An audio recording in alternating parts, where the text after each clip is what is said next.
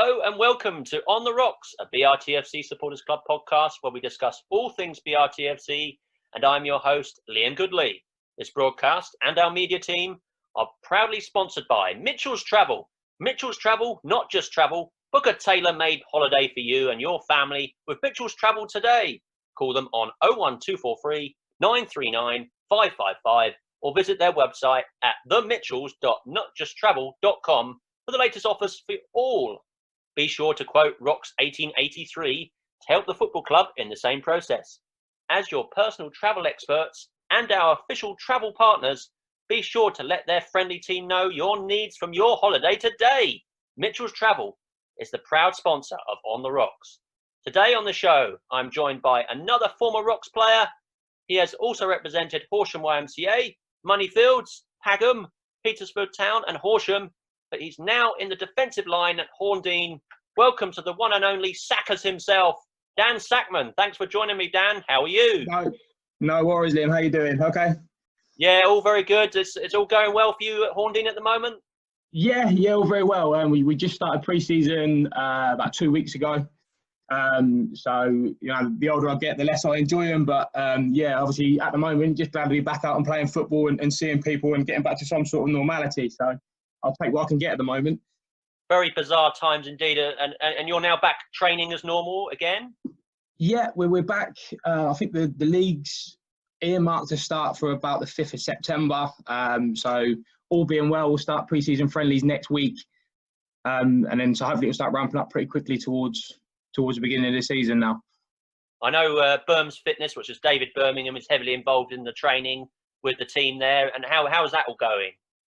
It's obviously, I think one of the questions you'll ask me later is how am I finding it with Mike Birmingham, and it's interesting you ask me that question as he's running me 3 times a week in pre-season, so I have to be careful what I say. But it's been good. Obviously, as a player, Birms was a bit of a machine, and as was Dave. So they definitely try and bring a bit of that toughness and mental strength as well in with the running with the young players as well. Definitely, and I think Burns, with his background obviously in boxing as well, he knows how to get people fit, and I can only see that business growing. And I had an interview with him recently, and he was talking to me about it, and it's really interesting. It's a really competitive market, but I think he's making his own way there, and I think he's building a big client base, which is good for David Birmingham. And I'm glad to hear that he's working with Michael Birmingham again, and I'm hoping. I think what we've heard is that we might be having a friendly with you guys, but I'm not entirely sure. Yeah, I think it's booked in for Friday week maybe. From what I know, but yeah, Birms is doing really well by the looks of it. I mean, his social media pages and that seem to be getting loads and loads of attention, and obviously he can work across multiple sports. He's been an elite athlete and a professional across boxing and football. So if there's one area he knows about, it is sort of fitness and how to get people where they want to be. So I'm sure he'll make a real good success of it. Definitely, Dan. And now, just before we go into the interview, Dan, we heard the sad news of the passing of long-serving Rocks supporter and volunteer Maurice Warner only yesterday as I record this. A sad day indeed, as he was part of the fabric of the club for over 70 years. So I'd like to dedicate this episode to Maurice Warner. Dan, do you have any special memories of Mo, and what would you like to share about Mo? Obviously, massive condolences to his family. It was really sort of sad to hear that. I think with Mo, it's not so much anything sort of one special story or one special memory. He was always around the place, and he was always sort of happy and upbeat, and he'd always stop you for a conversation. I know a lot of the players sort of I played with at the time, especially the younger boys, will be sort of hit hard by it. I know he did a lot for some of the younger boys. He was always there. Even little things you sort of take for granted, like getting players to and from training in games. He was always there, and he was always sort of lending a hand. And obviously, clubs like Bognor and the non-league in general, without that sort of support and that sort of person around, they really do struggle to operate. So I'm sure he'll be really sorely missed. Definitely will, Dan. And he was always renowned for his dry sense of humour, and I think I'll miss that down at Nywood Lane. And also his love for Leeds United. I think he got to see them, get promoted. So I'm pleased that was the case. Just a shame that I never got to interview him for On the Rocks, because I think he would have easily filled up 4 or 5 episodes of of podcast time, and with his stories and his legends from the past at Bognor over the years. But yeah, we will miss Morris, and I hope they sort of dedicate something to him, because I think over 70 years of support, one of our longest serving supporters deserves something, to be remembered. I'm sure the club will have something in mind and definitely honour his memory in a really sort of special way. Yeah, so this episode is dedicated to Mo Warner, friend and colleague, volunteer at Bognor Football Club, and we wish his family all the best at this time. It's been about 5 or 6 years since we last saw you playing for Bognor, Dan. How has life been for you since leaving Nywood Lane? I can't believe it's been that long. That's incredible. I think it's been good. I mean, sort of the biggest thing that's happened to me is I've become a dad. So I've got a little boy now who's 3, and is football mad, just like me and his mum. So yeah, that's the biggest change, I think. Obviously, work-wise, I'm sort of just started on the coaching journey and working full-time, sort of coaching and teaching at Portsmouth College. But yeah, life's been good. It's obviously been a bit crazy the last few months, but it's allowed me to sort of take stock of things and figure out what my next moves might be. So yeah, sort of grateful for that break, even though it come with sort of really bad circumstances. Yeah, so that just started now, your coaching career. You're sort of doing that away from obviously playing for Horndean. I started, so my job at Portsmouth College is around the sort of football programme, and I started with them in 2015, maybe, so just as I was leaving, really. As my time at Bognor was coming to an end, I started that job. So I've been in the programme for about 6 years now. And sort of it's helping me transition and sort of going to soften the blow a bit when I do finally stop playing, I think. So I got my UEFA B licence signed off about this time last year. So I think looking ahead, it's going to be between sort of now and the next few years is it start to transition away from playing and looking at coaching a bit more full time, really. Yeah. So what's the aim for you in the long term, Dan, for that? Is it going into first team football or youth football to begin with? It's a good question. I'm at the point now where, in terms of qualifications and stuff, I'm at a level where I can probably start to make those decisions. This year for me was going to be a bit of a year of trying a bit of everything and seeing what I liked. Obviously, that was cut short somewhat. So yeah, I'm not really sure, if I'm honest. I'm really happy with I run the U19 team for Portsmouth College. I also run the University of Portsmouth men's first team. So I may look to stay with sort of younger players, and I do enjoy sort of U18, U23 football. But I think at some point I would definitely like to have a go at senior men's football, sort of in a non-league capacity potentially. Yeah, that's always got to be the goal, isn't it? To manage or coach at whatever level you can, at the highest level possible. Definitely, yeah. But it's important, as you say, to stay in the sport that you love, and obviously it's obviously going to be difficult for anybody. But when they have to finally hang up the boots and they can't play anymore, they've got something else to delve, fully into. Yeah, it's a lot of time to make up, and if you haven't got something in the sport sort of to jump into, you're looking for a lot of hours to fill in the week. And you're a long time not playing. Obviously, you're probably longer not playing than you are playing. So it's important to try and set yourself up for that next sort of adventure, if you like. And I know guys who have gone into sort of coaching and really enjoyed it. Some guys have gone to other aspects of football and other sports, sort of a bit like Dave with his boxing. And I think the lesson learned from that is you've just got to make sure you've got something set up that you're really passionate about. That so when it is finally time to hang the boots up, it's not so much of a mental shock and a problem. So you can just carry on and put all that energy and all that focus into something else productive, really.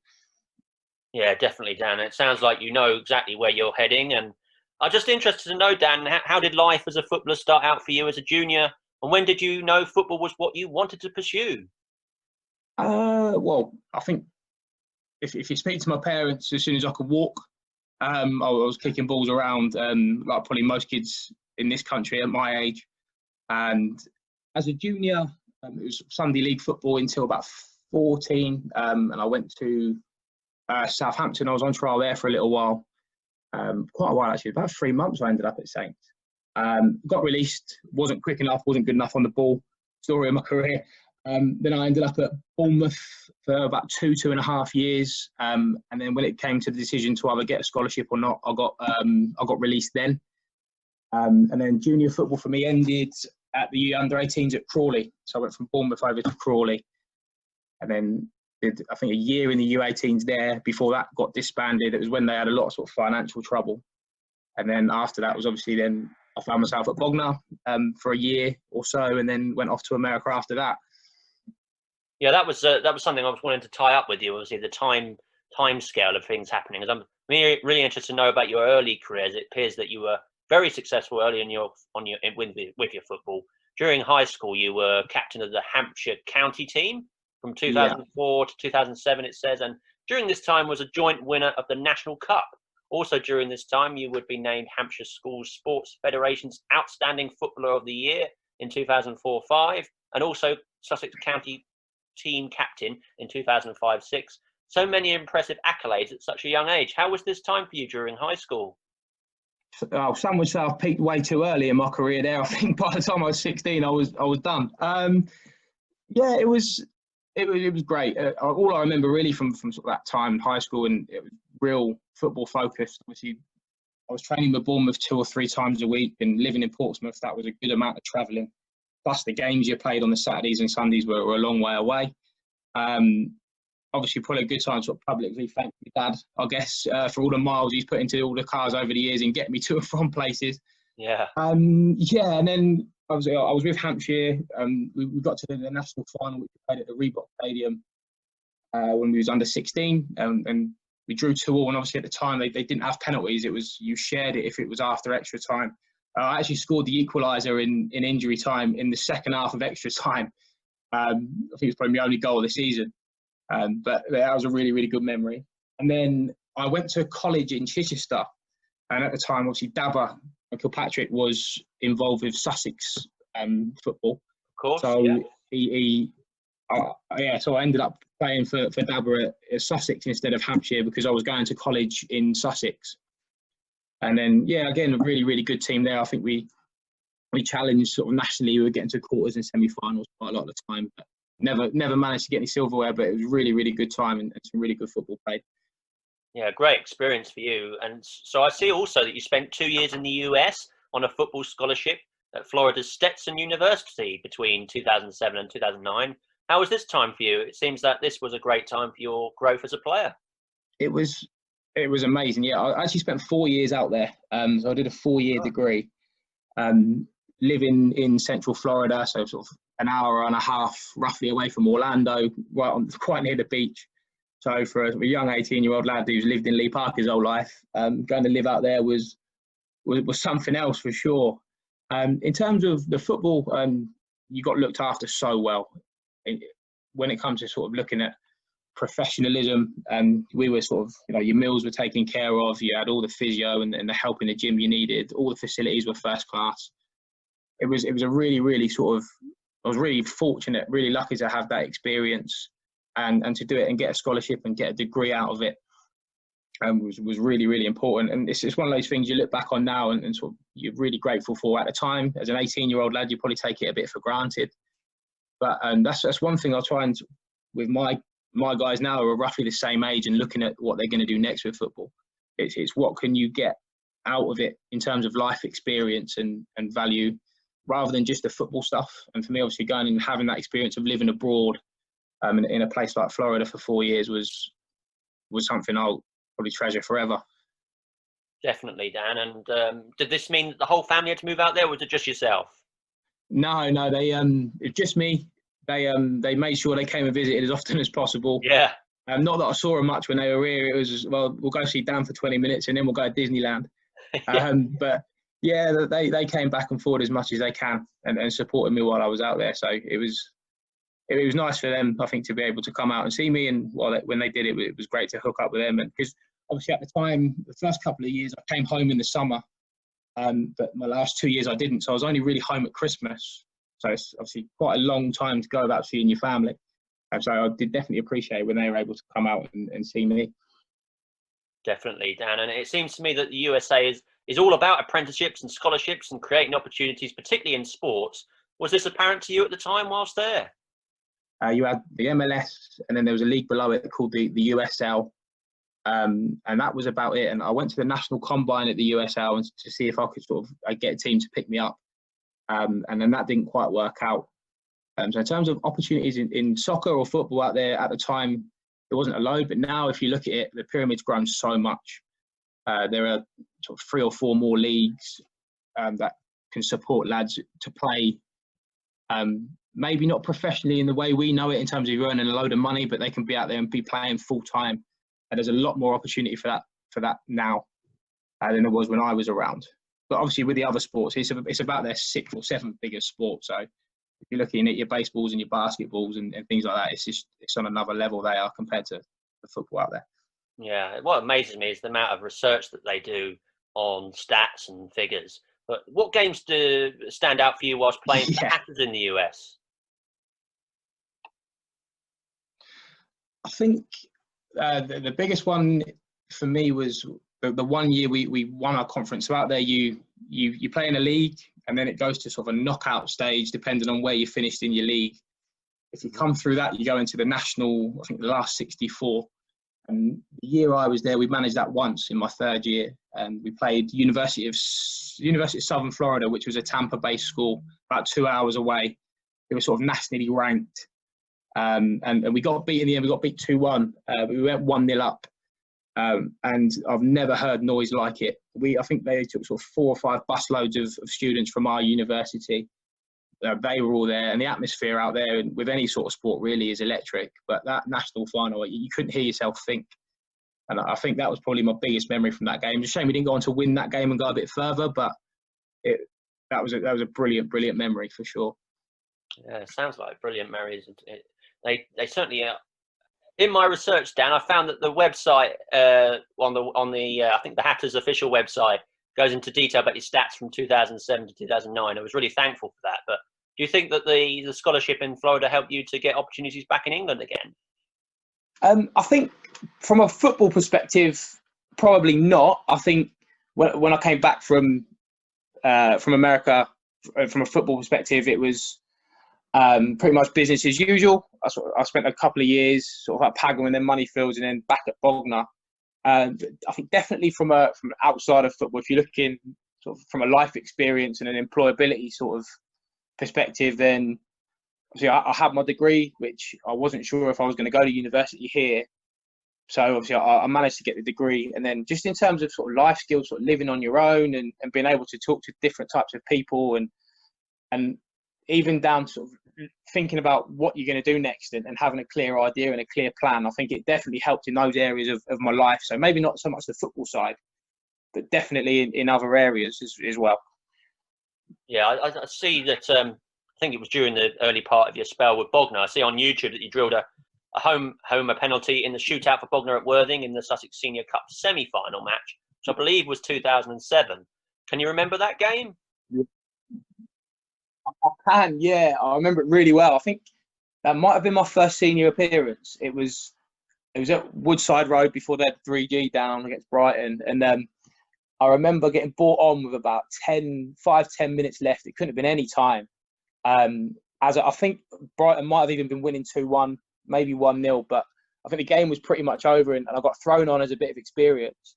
And then Stuart Tuck, out of nowhere, has run sort of the length of the half of the Brighton pitch and volleyed one in the top corner with no time left, which then took it to extra time, which meant I got a bit more time on the pitch, which I was quite grateful for. And then, in the penalty shootout, I remember standing there and sort of watching the 5 go, and we hadn't really planned who was going to take the next one. And everyone was sort of just looking at each other. And I think, obviously, being a bit of a young kid, not much fear, maybe a bit stupid, I kind of went, well, I'll do it. So I started walking up to take the penalty, and I do remember hearing Jack Pearce going a bit mad on the side of the pitch, something along the lines of, why have you made the kid go and take one? So I don't think it was directed at me, but I don't think he was happy I was taking one as a young kid. Luckily it went in. I've watched the penalty back before and it was rubbish. I've got to say, if he'd have guessed the right way, he'd have probably caught it. But lucky for me, he went the wrong way and it went in. And yeah, it was a good moment. I do remember it even without the video, being my first senior appearance and things like that. So yeah, it was a good time. I think I remember Burns in the changing room after the game wasn't too upset we lost because it meant the season would have dragged on another 2 weeks. So he was quite glad we got knocked out. But for me, it was a good time and a good way to sort of step out and show I can do it in senior football, really. Yeah, I remember when we got, I think it was only down to one penalty that we lost that. But yeah, another good night, obviously, at Woodside Road. It's always a big game against Worthing, isn't it? I've lost you again. Have you lost me? Is it true that you joined Bognor during your scholarship in 2007? How did this come to pass, and who approached you to sign for the club? So I joined Chichester College with a programme. They were linked with Crawley Town at the time after I got released from Bournemouth 2005, 2006. So I spent a year at Crawley, but during that time, Dabba was part of the setup at Chichester College. Yeah. So I got to know Dabba quite well as a coach. And then when things went a bit south at Crawley during that period, he took me to Bognor. And I think I might have done a pre-season with Bognor. And then I got loaned out to Horsham YMCA, who were in the Ryman South, or the equivalent of at the time. So I was training with Bognor, but playing with Horsham YMCA for the year. And then towards the end of that year, I think I might have made my first. That was the year I made my first appearance at Worthing against Brighton, and then a couple of games towards the back end of that season before I went to America. Yeah, so you are known as I think you've always been known as a no-nonsense defender, but was this always the case growing up as a footballer? What other positions did you play at? And if so, what have been your favourites? So when I was younger, I was a bit more sort of physically immature, quite quicker than a lot of the guys I was playing with. So because of that, I ended up playing sort of up front and then in central midfield to sort of try and physically dominate games. It wasn't until I went to Southampton when I was 14. I think I played one game for them as a central midfielder, and they sort of, under no uncertain terms, turned around and said, "You are definitely not a central midfielder at this level of football. You might be a centre back." So it was them really, and on that trial when I was 14 when I started playing centre back. And apart from a stint in the US where I played left back for a while, it's been basically centre half since I was 14 really. Would you say that centre half role is your most comfortable position? Yeah, I would definitely say so. So someone with my pace or lack of can't be too picky, but I think obviously one of my main strengths in football is probably communication and organisation, and playing centre half, you get a real good sort of vantage point to be able to talk players through games and organise and see everything. So yeah, I think I'm definitely most comfortable playing centre back. And I'm interested to know about your first game for Bognor. Can you describe your feelings going into that game? So I think my first game was like we said, it was the Worthing game where I was sort of sat on the bench with 5 minutes left, not expecting to play, and ended up playing sort of that plus a bit of extra time and taking a penalty. I think my first league game for Bognor was the last game of the season that year, was down in Weston-super-Mare, I believe. I think we ended up winning about 4-1. And I'd been prepped by Dabbery, who said, you're going to play and you're going to start. So, yeah, really excited, to be honest. I remember sort of on the Friday before being excited and on the way down. And then sort of starting the game, first 5-10 minutes, I think, yeah, I'm doing all right here. And then get to half time, and I think we were 1-0 up, 2-0 up. And I think, yeah, I'm comfortable. And then Burns come in and absolutely tore my head off. I'm not sure to this day whether it was because he didn't want me to get a bit ahead of myself, or whether he genuinely thought I was having a stinker. But he sort of ripped me head off for not getting tight enough, and went for a few other players, and then come back and have another go at me. And at the time, I was quite thick-skinned. I didn't take anything too personally.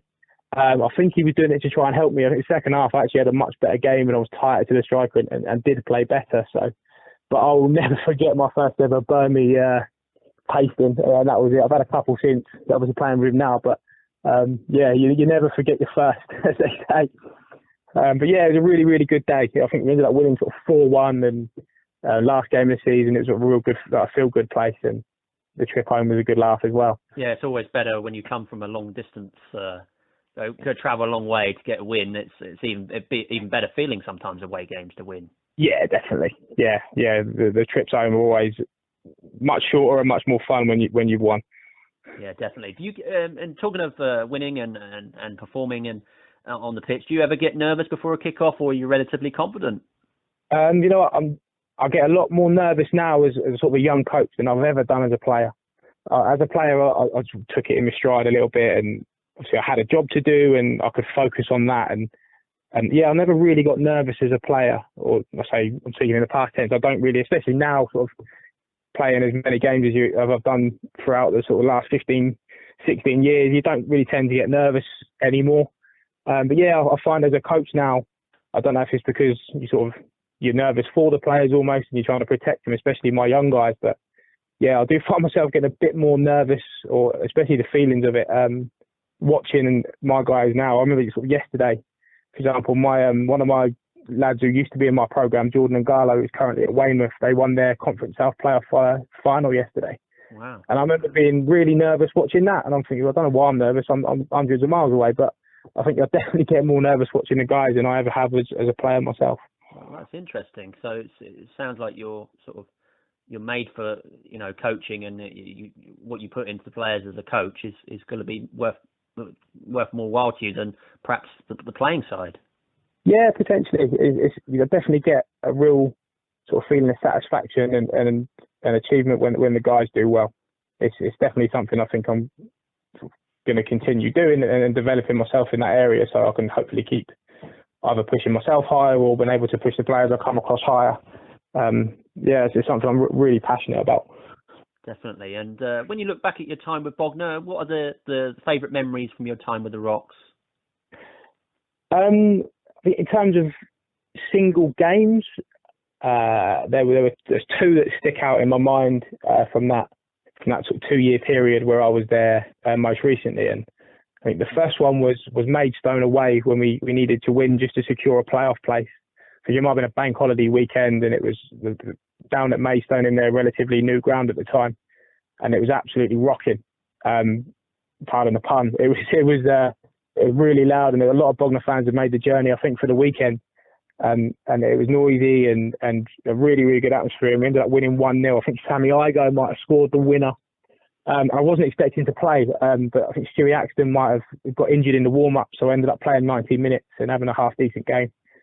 Yeah, that was one of my favourite memories from that year. And I think the year after, the game that sticks out for me was being 2-1 down at home to Dulwich with about 10 minutes left and winning 4-2. I think Robbo scored 2 from centre half. Fantastic. It was just absolute carnage. It was, 2-1 down. I think, again, I come off the bench at 2-1, so I only played about 10 minutes, but it was amazing how quickly we turned that around. And again, with the manner in which we won and the atmosphere it created, and obviously Dulwich, they always bring a lot of people down wherever they go. So they're the two sort of standout memories. But in terms of just the club in general, I think I always remember looking forward to being there.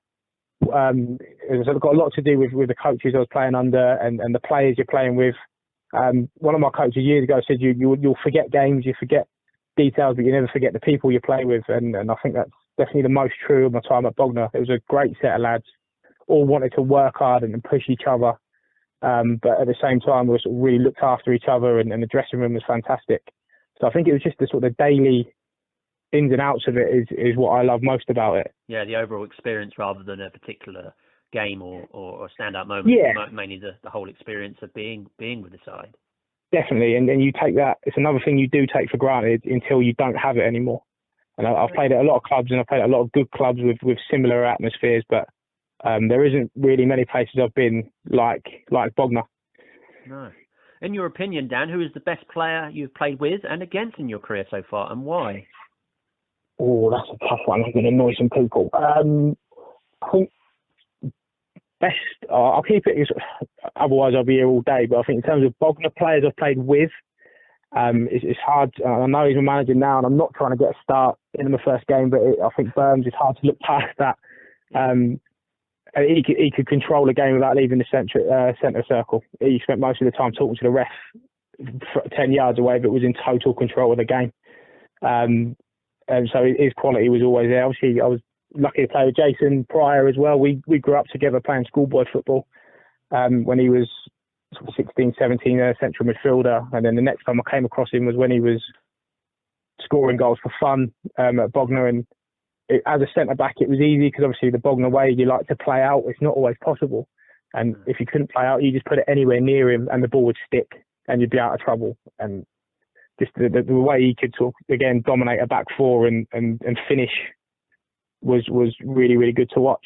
In terms of playing against, no doubt in my mind that 2 years period where I was there last, Glenn Little. I think he played for Wildstone the first year and maybe Grays Athletic in the second year. That's right. But again, I think I just quite like players who can control a game without looking like they're doing a lot. And he was like that. He would just be in total control of everything that happened, and didn't ever look like he was breaking a sweat. And when he was on the ball, his quality of pass and his ability to just drive past people and make things happen was, I remember being on the bench when we played Wildstone at home just before Christmas that year. I think they beat us 3-0, and he was absolutely unplayable. Yeah. He was like a single best performance I've seen by anyone at Nywood Lane. I think he was on another level. Obviously, 2 years before or 3 years before, he was playing AC Milan, so you do expect a certain level from someone like that. But wow, to see it up close, what a player! It certainly was very good. I remember us playing at Wildstone and him being a very prominent, and I think he was sort of player manager and player coach as well. So he's coaching at the same time, giving his knowledge to all the rest of the younger players, and he does sort of pose quite a intimidating figure, I thought, on the pitch. Definitely, yeah, he was imposing, and he had the quality to match. And it wasn't against us, but I remember seeing a goal on YouTube that year that he scored against Dulwich, where he ran the length of the pitch and chipped the keeper. And it looked like he was in about his second gear, and you thought, you're way too good to be doing this. Why is the club not knocking your door down? But yeah, luckily I sort of got to witness it. So he was probably the best player I've sort of played with. Against. Yeah. In my time in the club, definitely. Definitely. And were there any particular players you looked up to as a child and a budding footballer? Who would you consider as your favourite players to watch whilst growing up? This was a really hard question when I saw it.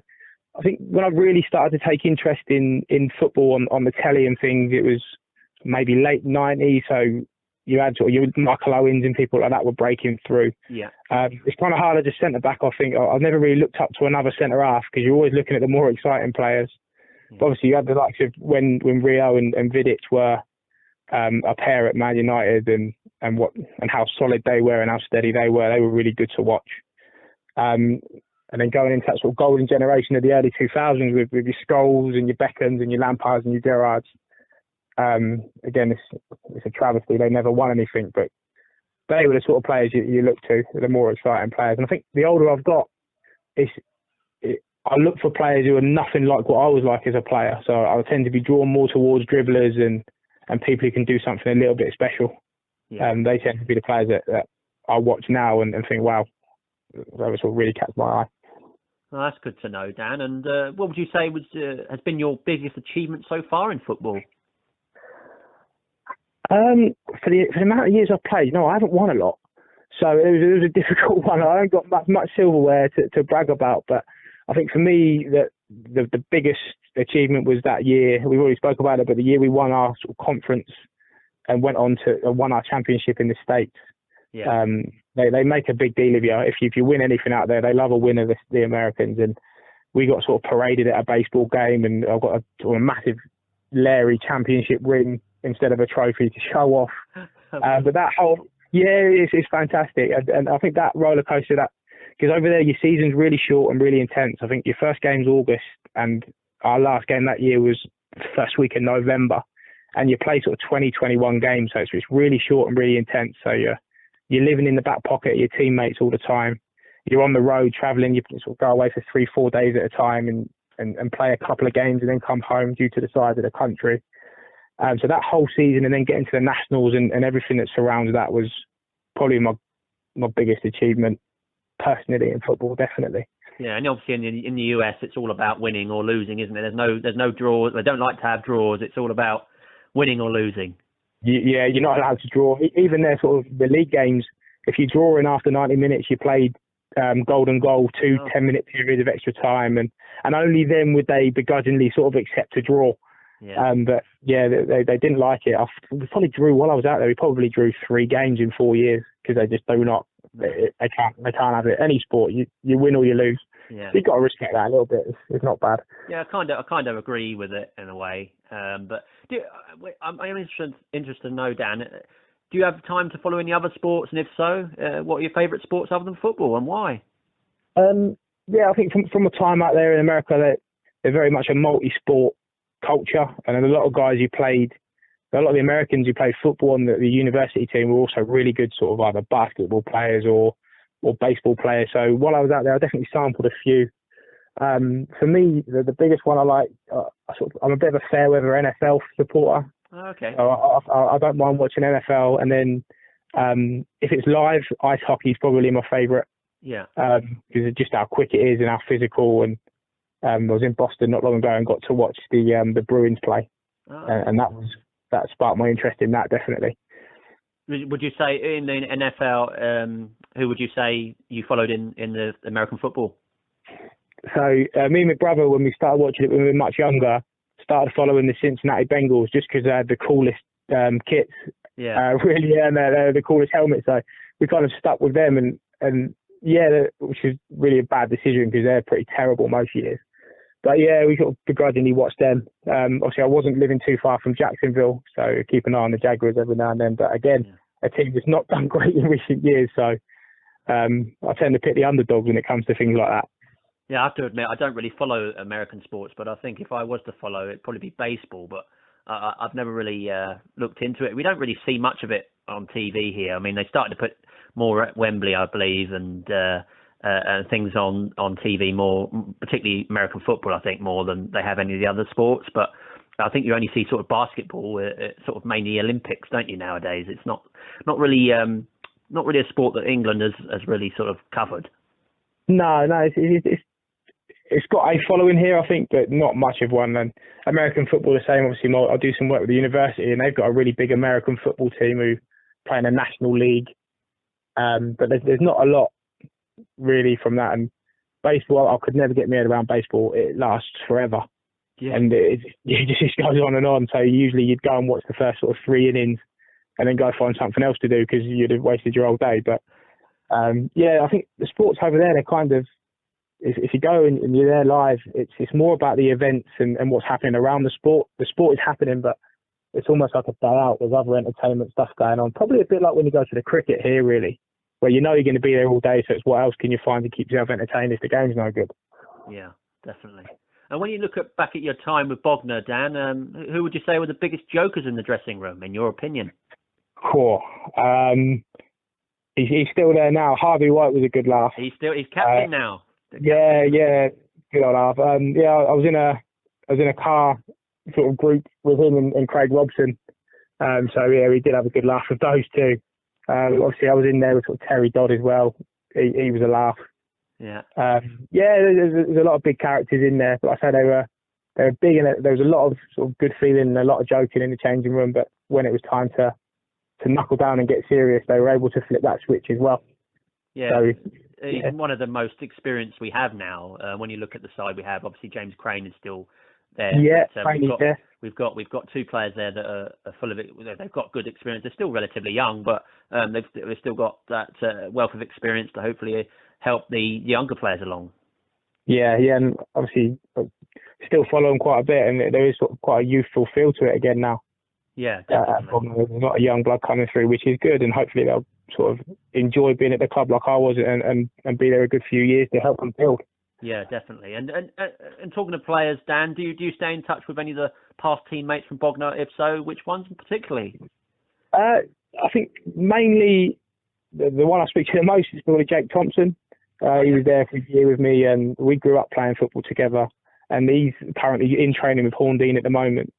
So yeah, I'll speak to Tom every now and then. Louis Castles is another one who's at Horndean. He was at Bognor for a while. And I think over lockdown I exchanged a few messages here and there with sort of Alex Parsons and a few others. But yeah, I think probably Tomo and Louis, where I'm seeing him at Horndean, are the ones I'm staying in touch with the most. Yeah, Parsons is one I wish hadn't left Bognor, because he was a very good player, very quick right wing, and he's obviously doing really well at Worthing now. But I always looked at him as one of the players that we shouldn't have let go. Right, yeah. He's doing really well now at Worthing, and obviously we wish him all the best. And he's another one who's sort of gone into that personal training arena, and he's done really, really well as a career. So it's always good to see that as well when you and your teammates are doing well in other areas as well as football. Definitely. And general question then, Dan, What do you love most about our football club at Bognor Regis Town? I know you're at Horndean at the moment, but what do you love most about the Rocks? It was the day-to-day for me. It was that sort of that intangible thing. It was just you always felt excited to be there. You always enjoyed training.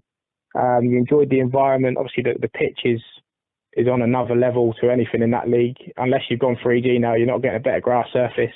No. And again, the coaches, obviously, I worked with Dabba since I was 16. So the sessions were always good. You always look forward to training, even if it was sort of Thursday night, freezing cold and raining. You just enjoyed being around the club and enjoyed the people. I think wherever you go in life really is if the people around you are good and you enjoy the company, then you're always going to have a good experience. Definitely. So yeah, I would say that was the biggest thing for me was the people I got to spend my time with. Yeah, that's good to know, Dan. And it's now time for the quick fire Rocks players round. Instead of direct choices between players like we do with fans, I want you to just give me the name of the first Bognor player that springs to mind. The choices are ready, Dan. Okay, are you ready? I think so. Yeah, let's just do it.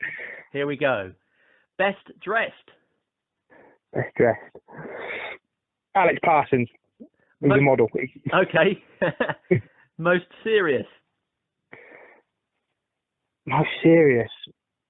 Charlie Oatway was really serious for a while. Yeah, I remember Charlie being quite serious. Okay. Biggest appetite. That's a tie between me and Terry Dodd. Best athlete. Best athlete. Cool.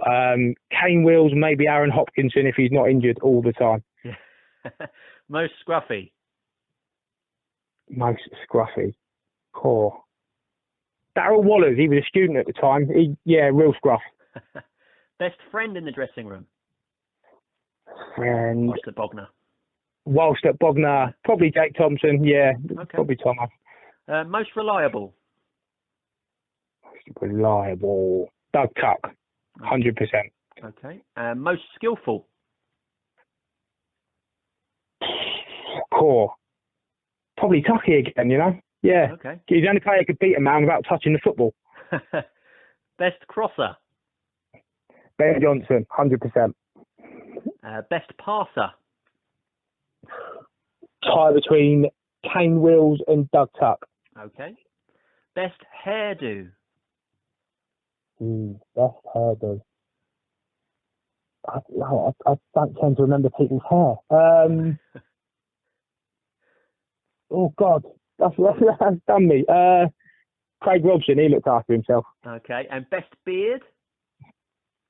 Chris Winterton was probably the only one in the change room with a beard while I was there. It doesn't seem to be. It goes in different generations. It seems there's hardly anybody that has beards, and then you have a generation when everybody's wearing a beard. So yeah, he had a ginger beard. He can have it. Okay, best attitude.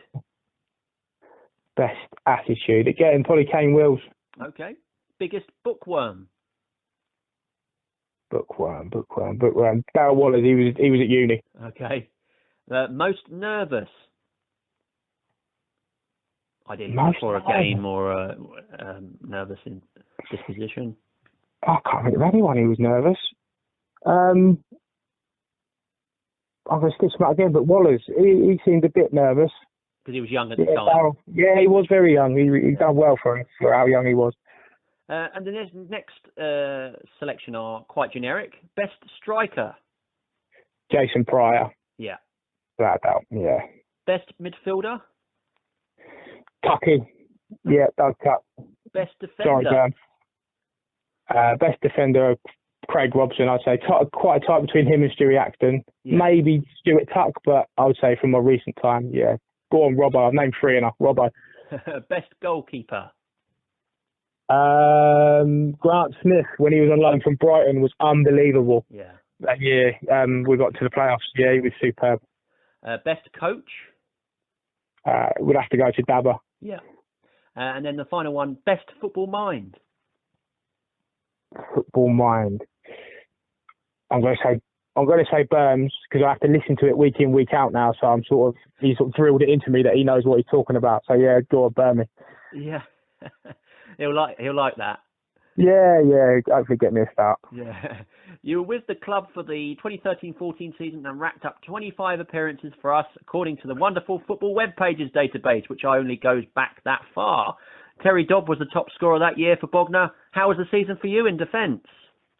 So for me, I think that season I spent a lot of it on the bench, to be fair. I think Stewie Axton and Craig Robson were the first choice centre half. So I think, I got to get 25. I'm surprised I got that many, to be honest. But I think it was the first year I came over from Moneyfields since I was back from the States. And those two had formed a really, really sort of strong partnership and played really well. And that was the year I think we made the playoffs. And so I was glad to just sort of be in and around the team that year. Yeah. And to be part of a team that got to the playoffs and had a good run at it and had some really good experiences along the way was good. I knew I'd have to sort of stick it out and graft and work hard to get my chances. But yeah, to get 25 that season, I'm surprised actually I got that many. But yeah, it was enjoyable despite probably not playing as much as I'd have liked. No, I think you got better obviously the next year because you were with us with the Rocks until the end of the 2014-15 season. You won the Player of the Season award at the end of that year. How did this feel for you at the time? I was really surprised. I remember thinking that was just how shocked I was really. Being a sort of a centre back as well, you don't tend to get noticed that much for the ugly stuff you do. I was really honoured to win that. And obviously, it's voted for by the fans, which was, I think, I always say sort of the player's player is the one that the players hold most valuable because it's what your mates think of you. Yeah. Obviously, with a fan base at Bognor and to have them recognise you and sort of be grateful for what you've done for the club for that season was really, really special. I remember that being a very good season for you, and I think it was around 50 appearances that season, and I think you were pretty much a mainstay in the first 11. And this is why I think a lot of the fans felt it was very bizarre that you didn't sign on with Bognor the following season. It was very strange from the outside looking in as a fan. I thought you couldn't do much more to secure your place given your efforts in the previous season. And what happened there, and what's the story behind not being recalled to the team? Yeah, so I think, even to be honest, I don't think Jamie hadn't really planned to start me as much as he did that season, to be fair. I think me and Jamie, obviously, we got on really, really well. I had a really good relationship with him. And he was never anything but honest with me for the whole time I was at the club. And I think he was always happy for me to be there and sort of liked my attitude and trusted me to play and perform. However, he was always very honest about the fact that he thought they needed a more dominant centre half than what I could be. So I think the year I got the 50 appearances was, I think he tried a few other ones and got a few in that didn't quite work out. So I was there and ended up playing quite well. Yeah. And staying in the team that year. And I remember having a phone call with Jamie at the end of that year, and Chadfield had just been released from Portsmouth, and then they signed Chad, and Samuel Abd had just been signed as well, I believe, from Whitehawk. And again, had a really good, honest chat with Jamie, and he said, "You're not in my plans to start. I'm probably going to go with those two." I think Robbo might have just got moving well, or he was still in and around it potentially. Yeah, I think he was still with us that following season. Yeah, I think that was a yearly good trophy run, wasn't it? That's right, yeah. Maybe I left a year too early. I could have been involved. Yeah, that's what I was going to ask you as well. It must have been frustrating for you to see us do so well, and obviously you were part of that team for a long time before you had to leave, and it must have been bit of a frustration for you. No, I mean, obviously you look back and say, what if I'd have maybe stuck it out? But I think, no, I was never anything but happy for the boys. I was really excited when they got the path at Grimsby and have a go at getting to Wembley was brilliant. No, like I say, me and Jamie, he was always really, really honest with me. And as a coach now, you learn lessons from your coaches you've had as players. And he's definitely one with him is it doesn't matter how much it might sting, you have to be honest. And he was always honest with me, and you respect that because it's as hard if you're sort of being told one thing and then the coaches are doing another. And sort of if he's saying you're nearly starting and you're not, that's when frustration comes in. But he was always to the point with me and sort of said, "Yeah, you'll play until I get a Chad or a Sammy," and obviously signed both of them. So I've gone from sort of first choice centre half potentially to maybe fourth, potentially not even making the squad some weeks. And so it was a tough decision to make, but I thought at the time, I think I left when I was 26, 27. I thought really I was at a point in my life and in my career where I thought I want to be playing every week. Yeah. And I want to be part of the team and then get 30, 40, 50 games a year rather than maybe they're 25 off the bench again. So yeah, I made the decision. I went over to Petersfield. I ended up pulling my hamstring at Christmas and not playing much anyway. But but like I say, there's never any hard feelings, and I always admired Jamie and has always respected him for being that honest with me. I think that was the biggest thing for me from that year. So yeah, it was a shame I weren't around for that year where sort of the trophy run and things like that. But to be honest, if I'm being honest with myself, I don't think I'd have been involved much anyway. I think I'd have probably been on the outside looking in, which might have even been more frustrating than not being a part of it. Yeah. No. So there's actually no hard feelings leaving the club at all. It was right for me to go and try and get more game time elsewhere, really. Oh, well, thanks for clearing that up. I think it was just bizarre looking from the outside in at the time. I remember we were all thinking, well, why hasn't Dan Sackman been signed on? Given that he'd won the award the previous season, and we were all thinking, well, why isn't he back? Yeah, and Jamie, he said to me, he asked me to sign. He did say he'd love me to sign, but we've signed Sammy, we've signed Chad, so it's a bit of a mountain for you to climb. And it was me who sort of turned around and said, well, thank you, but I'm going to go and look elsewhere so I can get games. And yeah, I would have stayed there forever had I could and had I been playing. But sometimes you just got to do what's best for you and go and try and find games. And like I say, no hard feelings at all. That's fair enough. And I believe that season we also brought in Gary Charman from Horsham, who had been with Horsham for years. And I think the club had been interested in him for a long time, and they've eventually got him in. And I think it was that season that you'd left us. So there was another defensive player there that could play in defence as well. Cool. Yeah, I would have. I'd have done myself about 8 choice by the time that season ended, I think. So you made the right choice, really, in furthering your career, obviously, because you could see that there was a lot of players coming in, and the competition was going to be high, and that was the reason why you had to sort of, and Jamie was very honest with you, which is good to know. Yeah, exactly. Yeah, and like I say, you take lessons from the coaches that you have, and being honest and upfront with people, no matter how harsh it might seem, is definitely one I learnt at my time at Bognor, and one that I'll take forward for sure. Definitely, and that's good to know. And who would you consider as your favourite partner in defence whilst with Bognor? I would say Craig Robson, because he made my job so easy. He did everything, and sometimes you could sort of just watch him go, and you could almost have a cigar in, and then he'd do all the work for you. And it was my job just to sort of organise and communicate and make sure he was able to go and do what he could. But yeah, just in terms of physical ability and the way he would drive out with the ball and step into the mid. I think he ended up playing a few games that year as a midfielder, but he could really do it all. And I'm not surprised to sort of see him progress through. And obviously, I know he went on to play in the conference, and I think he's back down with Havant now. But yeah, no, he was a real good player. Yeah, we always saw. I think we could see from the moment he started playing for us that he was going to be one for the future, and we knew he was going to go on and play, higher level. And definitely, he ended up playing a lot in sort of holding role in front of the defence at times, as well as defence. He also played, as you say, in midfield and like a holding midfielder as well. And he suited that role down to the ground, I thought.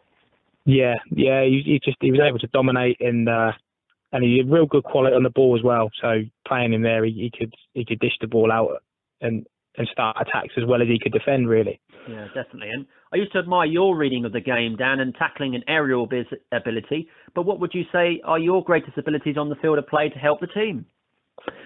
I think definitely for me it would be the communication and the organisation side. Yeah. I think a lot of my strength came from being able to potentially, like I say, read the game and then communicate and sort things before they became a problem, really.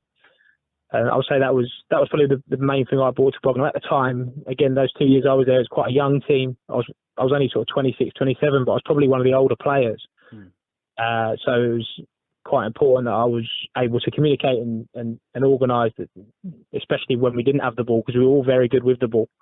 But I think it was definitely my job to make sure that things were done properly without it. Yeah, and can you tell us a bit more about your times at the other clubs you played at? It seems these were relatively short stints compared to your spell with Bognor, obviously, and Horndean now. Yeah, so obviously I left Bognor and I went to Petersfield for a year. They just got promoted out of the Wessex League into the Southern League Central Division, I believe it was. Mm-hmm. So I spent a year over there with Ian Saunders. And like I say, I enjoyed it. It was good. We had a good FA Cup run that year. Again, good set of lads. He kept pretty much the same team they had from the Wessex League, and he lost the centre half, so I sort of stepped straight in, which was nice. And then the year after that, it all went a bit wrong at Petersfield. I think some things went wrong behind the scenes. Suss left and he went to take on Winchester. And I think I went on holiday going back to play for Petersfield, and then by the time I'd landed, the whole club had sort of changed and people had left. And so then I found myself over at Horsham for not very long at all, to be honest. I was at Horsham, I believe, probably half a season. And again, they just got promoted into the Isthmian League under Dom DePaolo, who's done an unbelievable job over there. Obviously, and they're going from strength to strength with a new ground and all of that.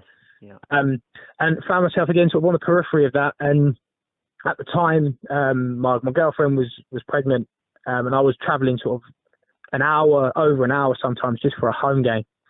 And at the time, I didn't realise that it was starting to take its toll in other areas of my life, and I just spent sort of the whole time tired, really. And it was a point in my life where I wasn't really prepared to travel 2 hours to Kent on a Tuesday night and get back and have to sort of look after my girlfriend who was quite pregnant at the time and get into work. So again, no hard feelings there. That was just a mutual. It was best if I wasn't there type situation. And then that's when I wanted to Birmingham, and that's when I think since then really I've been at Horndean, which is great. It's right on my doorstep. I enjoy playing for the club. Yeah, I think obviously since I left Bognor, they've been the clubs. I had a few before. I was bounced around here, there, and everywhere after America for a bit, but yeah. You went on to play for obviously Horsham in 2016 before joining Horndean most recently. How was life at Horndean, and did you join? Was it in the 2017 season that you really got started with Horndean, the Deans? Yeah, it was about the February time. So I did the first half of the season over at Horsham, and then from February March time came to play for Burns at Horndean. And yeah, I've been there ever since, and it's great for me. As a club, I really enjoy it. Like I say, it's 5 minutes from my house now, and being a sort of an older player who's Burns is quite understanding that obviously the older you get, the more life outside of football takes on different shapes, and you have other commitments. So he's always been very good with me about if I need to miss a session or anything for work or for childcare or anything. He's always been really good with things like that. And again, coming from where he's come from with Bognor and the pedigree and how he played it, he tries to get things right off the pitch and on it. So he works ever so hard to make sure that we've all got the opportunities to sort of play good football and have nice facilities and players to progress on from sort of Wessex football and go on through. Yeah. So yeah, I do enjoy being at the club. Oh, that's good. And how is it working with Birmingham on the training pitch and playing for him in general? Yeah, so it's great. I think we have a similar way of thinking about football. Obviously, both come from sort of Bognor, and there's a very specific way in how Bognor play. Yeah. Which we quite enjoy. So I think we're on the same wavelength there. Obviously, I've been on the receiving end of a few more Birmingham tastings at times. But I think you just got to put it up to the passion of the man, and he just wants what's best for everyone. Yeah. Sometimes that comes across as frustration, but when doesn't it? I think we're quite similar personalities with that as well. But yeah, I really enjoy playing for Birmingham. I enjoy playing for Horndean, and some of the players from there have gone on to do really good things. Obviously, we have Benny Reid, who's now starting for Havant and Waterlooville. Sam Smart's got over to Eastleigh. So hopefully there's a few more of the young players over there will sort of start working their way up the pyramid as well. It's a good place for young players to be. It seems like a club that's on the up, and definitely with Birmingham at the helm and the fitness, particularly with Birm's fitness, as I say earlier, that it's only going to improve. And as yourself, Dan, as a defender, How much longer do you see yourself playing the game? And I ask this because many defenders go on to play for a lot longer than other outfield players and still be effective. Yeah, we don't run, so we can play for a while longer. I think pre-lockdown, to be honest, I was kind of thinking that might be my last season. Coaching was starting to become more prevalent, and I was starting to enjoy the coaching side a lot more than the playing side. But I think since lockdown, I've reevaluated that slightly, and I've really missed playing. So I think I'm definitely going to try and play for a little bit longer before I have to sort of fully commit to coaching. I don't think I'm too far off of that point now. But all the time I'm enjoying it and physically able to, I'll probably be trying to play at some level, because you're a long time not playing, and you go quite a few years not playing. And I'm not in any rush to hang them up just yet. However, I'm very aware that time will come where I'll have to sort of make the transition over to coaching, and hopefully being able to do it and going into coaching and starting to work with players will soften the blow a little bit. Yeah. Do you think that, do you set yourself any goals before you retire from the playing side, or is it just go with the flow and see what paths lead you to, the next part of your life? Yeah, definitely. I think I'm at the point where I've probably had my moments as a player, and I'm very much in the camp of trying to help young players now, sort of. So even at Horndean, I'll try and take on a bit more of not a coaching role, that's the wrong term, but I'll try and help young players and try and help them make good decisions and find their way. I think I'm very much on the cusp of going over to the dark side full time and not playing. And then I'll be the one who can say, I'll be like Burns and get frustrated when players can't do what he does.